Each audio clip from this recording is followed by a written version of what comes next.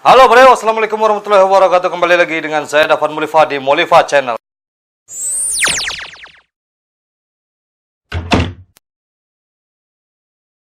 Kali ini kita akan membahas soal asal-usul orang Kubu atau suku anak dalam atau anak rimba di Jambi. Ada beberapa hal yang mendasari asal-usul dari suku Kubu ini. Nonton sampai habis, jangan lupa sebelumnya di like, di subscribe, di komen. Jangan lupa tekan lonceng. Saya kasih waktu 1 hari.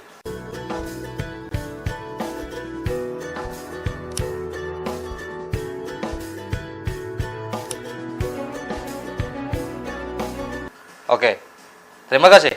Inilah dia asal-usul suku Kubu di Jambi. Suku anak dalam juga disebut orang rimba berdasarkan kelisanan sebagai berikut.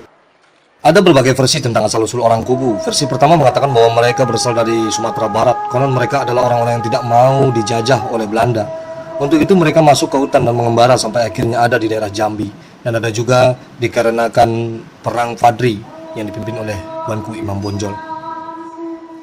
Versi kedua mengatakan bahwa mereka adalah tentara yang tersesat. Konon pada zaman kerajaan Jambi diperintahkan oleh Putri Selaras Pinang Masa, kerajaan diserang oleh orang kayu hitam yang menguasai ujung Jabung di Selat Berhala. Serangan itu membuat Jambi kewalahan. Untuk itu Ratu Jambi yang notabene adalah keturunan kerajaan Minangkabau memohon bantuan kepada Raja Pagaruyung. Dan sang raja memperkenankan permohonannya dengan mengirimkan pasukan ke Jambi melalui jalan darat, menyusuri hutan belantara. Suatu saat ketika sampai di Bukit 12, mereka kehabisan bekal, padahal sudah jauh dari Pagaruyung dan masih jauh dari Jambi. Kemudian mereka bermusyawarah dan hasilnya kesepakatan untuk tetap tinggal di tempat tersebut dengan pertimbangan jika kembali ke Pagaruyung, di samping malu juga bukan hal yang mustahil akan dihukum oleh rajanya. Sementara itu jika meneruskan perjalanan ke Jambi, di samping masih jauh juga bekal tidak ada lagi. Kemudian mereka bersumpah untuk tetap tinggal di tempat itu dengan ketentuan siapa saja melanggarnya akan terkutuk dan hidupnya sengsara. Sumpah itu adalah sebagai berikut. Kemudi dikutuk Rajo Minangkabau, ke hilir kena kutuk Rajo Jambi, ke atas tidak berpucuk, di tengah-tengah dimakan kumbang, ke bawah tidak berurat, ditimpu kayu punggur. Kembali ke Minangkabau dikutuk Raja Minangkabau, ke hilir dikutuk Raja Jambi, ke atas tidak berpucuk, di tengah-tengah dimakan kumbang, ke bawah tidak berakar, ditimpa kayu lapuk. Para tentara Pagaruyung yang membawa istri dan tersesat di Bukit 12 itulah yang kemudian menurunkan orang Kubu. Terpilihnya bukit ini sangat beralasan karena di sana banyak batu-batu besar yang sekaligus dapat dimanfaatkan sebagai benteng pertahanan. Selain itu di sana ada sumber air dan sungai-sungai kecil yang menyediakan berbagai jenis ikan yang sangat dibutuhkan dalam keberlangsungan hidup mereka. Versi ketiga mengatakan bahwa orang Kubu adalah keturunan bujang perantau dan putri buah galumpang. Konon pada zaman dahulu ada seorang perantau laki-laki yang bernama Bujang Perantau. Ketika perantau itu sampai di Bukit 12, suatu malam ia bermimpi. Di dalam mimpinya ia disuruh agar mengambil buah gelumpang. Kemudian buah itu dibungkus dengan kain putih. Jika itu dilakukan, maka akan timbul keajaiban. Begitu bangun, ia langsung melakukannya. Buah gelumpang yang dibungkus dengan kain putih itu menjelma menjadi seorang putri yang sangat cantik. Putri buah gelumpang namanya. Setelah besar, sang putri mengajak kawin. Akan tetapi Bujang Perantau menjawab bahwa tidak ada orang yang mau mengawinkan. Mendengar jawaban itu, sang putri menyarankan agar Bujang Perantau mengawinkan putri gelumpang tersebut. Mendengar jawaban itu, sang putri menyarankan agar Bujang Perantau menebang pohon bayur, kemudian dikupas agar licin dan dilintangkan di sungai. Bujang Perantau disuruhnya meniti dari salah satu ujung batangnya, sementara putri buah gelumpang meniti dari ujung yang satunya lagi. Jika di tengah titian tersebut mereka bertemu dan beradu kening, maka itu berarti sah menjadi suami istri. Dan ternyata mereka dapat melakukannya dengan baik. Oleh karena itu mereka sah menjadi suami istri. Perkawinan mereka membuahkan 4 orang anak, yaitu Bujang Malangi, Bujang Dewo, Putri Gading, dan Putri Salero Pinang Masa. Anak pertama mereka disebut Pangkal Waris dan anak terakhir disebut Ujung Waris. Alkisah, Bujang Malapangi dan Putri Salero Pinang Masa keluar hutan dan mendirikan kampung. Dan ini berarti mengikuti jejak ayahnya sebagai orang perang. Sementara itu Bujang Dewo dan Putri Gading tetap berada di hutan mengikuti jejak ibunya sebagai orang rimbu. Perpisahan kedua kelompok saudara ini menimbulkan perselisihan, tetapi masing-masing tetap mengakui sebagai kerabat. Untuk itu perlu dibedakan antara yang berkampung dengan yang tetap di hutan dengan persumpahan. Sumpah Bujang Malapangi yang ditujukan kepada Bujang Dewo adalah sebagai berikut. Yang tidak menyebut arah perintah dari waris dusun, bila waris menemui di limbo, dilancungkan dengan maka babi biawak tenuk dan ular sawah. Kena kutuk ayat pertuanan, kena sumpah seluruh Jambi. Artinya dari sumpah ini ialah bahwa orang Rimbo itu adalah orang yang tidak mau nurut saudara tua atau pangkal waris. Bila saudara tua menemuinya di hutan disuguhi babi, benuk, biawak, dan ular. Semua binatang ini orang terang dilarang memakannya, bakal dimarahi seluruh orang Jambi. Sumpah Bujang Dewo ditujukan kepada Bujang Malapangi yang sudah menjadi orang terang sebagai berikut. Di air ditangkap buaya, di darat ditangkap harimau kumbang, ditimpu kayu punggur, ke atas dikutuk pisau kawi, ke bawah kena maslum kalimah Allah. Di arak kabang nyiang, ditimpu langi berbelang, ke atas tidak berpucuk, ke bawah tidak berakar. Dan orang yang berkampung bersuruk budi bertanam akal, berdaging dua, bergantang dua, bercupak dua. Artinya dari sumpah tersebut ialah bahwa orang yang berkampung itu adalah orang yang celaka, ibarat orang yang kemanapun celaka. Ke air dimakan buaya, ke darat dimakan harimau, ditimpa kayu punggur, dikutuk oleh senjata keramat terkenal kalimat Allah, selalu diikuti setan, tertimpa langit di sore hari, tidak punya atasan dan tidak punya bawahan. Adapun tandanya adalah menanam pinang kelapa diislamkan. Baik di luar, busuk di dalam, tidak berbudi dan mengakali orang, berpenoman dua atau tidak punya pendirian. Walaupun demikian, ada macam kesepakatan bahwa Bujang Malapangi dan keturunannya tetap dianggap pangkal waris dan berkedudukan di desa, sedangkan yang tetap tinggal di hutan dapat terus mempertahankan adat nenek moyang, yaitu bujang perantau dengan putri buah gelumpang. Versi keempat menceritakan bahwa konon pada masa lalu pantai Pulau Sumatera saling didatangi para bajak laut. Mereka biasanya datang bersama istri dan anaknya. Suatu saat seorang anak lelakinya diketahui berhubungan intim dengan adik perempuannya. Padahal hubungan seperti itu merupakan perbuatan yang dilarang oleh mereka.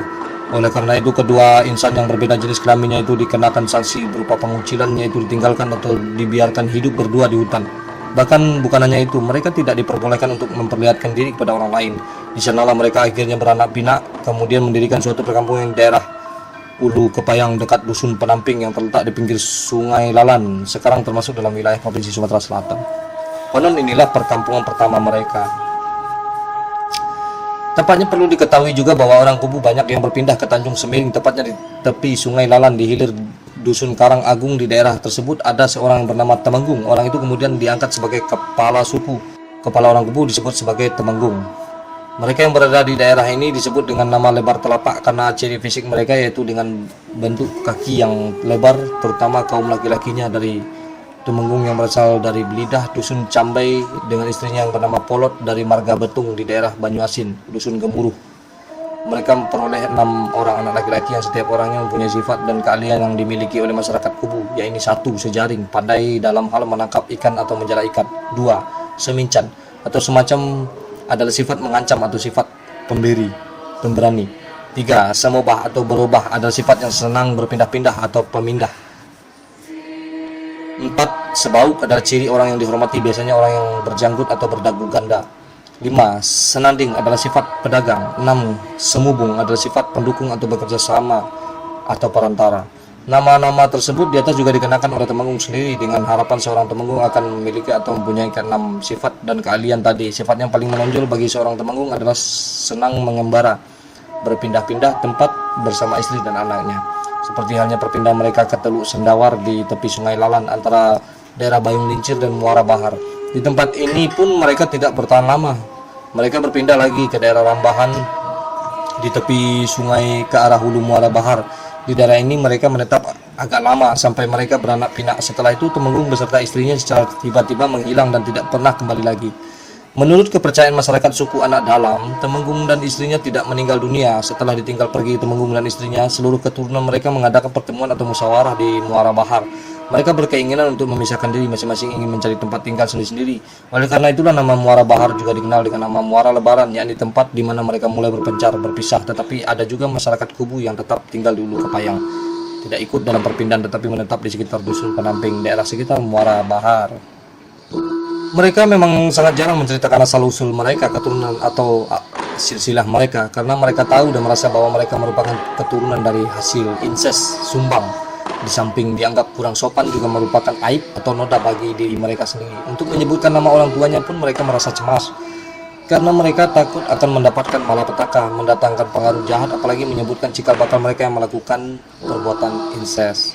Oleh sebab itu mereka lebih senang mengatakan bahwa cikal bakal mereka berasal dari Temenggung dan Polot. Dari keturunan Temenggung, dari sebagian pergi ke Nyarang, yakni sebuah sungai kecil di sebelah hilir Dusun Bakung, sebagian lagi pergi ke arah hulu Sungai Bahar, sebagian lagi menetap di sepanjang Sungai Bayat dan mendirikan perkampungan Kelapa Batang. Dinamakan Kampung Kelapa Sebatang karena orang Kubu di situ telah menanam sebatang pohon kelapa sebagai hiasan. Namun buah kelapa yang telah dihasilkan dari pohon tersebut tidak ada yang berani mengambil dan memakannya. Karena menurut anggapan mereka sesuatu yang ditanam atau dipelihara apabila dimakan akan membuat mereka jatuh sakit. Suatu ketika ada orang luar yang datang ke perkampungan mereka dan bertanya mengapa buah kelapa tersebut tidak dimanfaatkan atau dimakan. Orang Kubu menjawab bahwa buah kelapa bisa membuat orang mabuk dan tidak baik. Oleh orang luar tadi diberitahukan bahwa air kelapa manis rasanya dan dagingnya enak. Orang tersebut mengambil sebutir kelapa dan mengupasnya serta meminum air serta memakan dagingnya. Setelah melihat bahwa memang tidak berakibat apa-apa, maka orang-orang Kubu pun baru percaya bahwa air kelapa dan daging kelapa ternyata bermanfaat bagi manusia. Setelah kedatangan orang luar tadi, mereka berpindah tempat lagi dan mendirikan perkampungan baru yang terletak di antara daerah Lubuk Malang dan Laman Petai. Mereka menamakan kampung tersebut dengan nama Kelapa Banyak karena mereka mulai menanami daerah tersebut dengan pohon-pohon kelapa. Demikianlah sampai akhirnya perpindahan masyarakat Kubu sampai di daerah Jambi sekarang ini. Versi kelima mengatakan bahwa masyarakat suku Anak Dalam atau Kubu adalah orang-orang dari kerajaan Sriwijaya pada saat Sriwijaya mengalami keruntuhan karena serangan kerajaan Chola dari India. Orang-orang Sriwijaya yang tidak mau tunduk di bawah kekuasaan asing tadi melarikan diri ke hutan sehingga mereka akhirnya dikenal sebagai orang Kubu seperti saat ini. Berdasarkan literatur ras Palayo Mongolit atau Melayu tua merupakan asal-usul bangsa Melayu yang paling banyak ditemui di Indonesia yang oleh von Eckstedt digolongkan atau dikelompokkan lagi dalam istilah Proto-Melayu dan Deutero-Melayu. Salah satu unsur dari sisa ras tersebut yang dapat dijumpai di Indonesia adalah disebut dengan nama Wedit atau Wedoid. Nama tersebut berasal dari nama Wangsa Weda yang hidup di Sri Lanka. Dengan ciri-ciri fisik antara lain rambut berombak tegang atau kaku dan lengkung alis yang agak menjorok ke depan. Di Indonesia tipe itu terutama dijumpai di Semenanjung Barat Daya Sulawesi, daerah Wala, Tomuna, dan Tokea. Di Sumatera Selatan dan Jambi, yakni suku Kubu, semua itu masuk dalam golongan Proto-Melayu, mempunyai ciri-ciri fisik antara lain badan agak tinggi dibandingkan dengan kelompok yang pertama, ramping, bundar wajahnya, bibir tebal, hidung lebar dan pesek, rambut kejur hitam dan wajah mirip raut wajah Mongol seperti tulang pipi yang menonjol dan mata sipit. Golongan pertama dianggap yang mula-mula datang ke Nusantara, kemudian didesak atau terdesak oleh golongan kedua ke pedalaman. Proto-Melayu dianggap sebagai kelompok yang lebih murni, sedangkan Deutero-Melayu telah mengalami berbagai kelompok yang pengaruh atau campuran dengan suku bangsa di pesisir ini. Artinya bahwa orang Kubu termasuk dalam Palayo Mongoloid menurut Ali Gufron. Oke, itulah beberapa dasar dari asal-usul suku Kubu. Penjelasan hari ini dapat bermanfaat. Semoga menambah ilmu kita. Jika ada kata-kata yang salah, tolong jangan dimasukkan ke dalam hati. Semoga semuanya sehat selalu dan jangan lupa di subscribe selalu, ikuti selalu di Munifa Channel.